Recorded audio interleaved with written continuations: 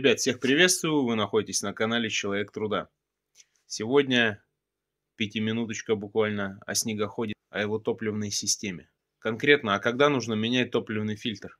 Рекомендую замену топливного фильтра производить в начале каждого сезона. Ну или в конце каждого сезона. Какие симптомы забитого фильтра? Переходит на один цилиндр при нагрузке. Мы сталкивались с такой ситуацией. Сняли фильтр. В общем, туда стали дуть. И у фильтра полностью был забит проход. Хотя топливо в бензобак заливается через сетку.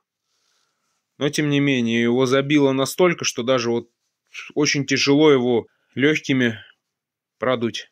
Казалось бы, фильтр какой-то, а в тайге может принести очень много проблем.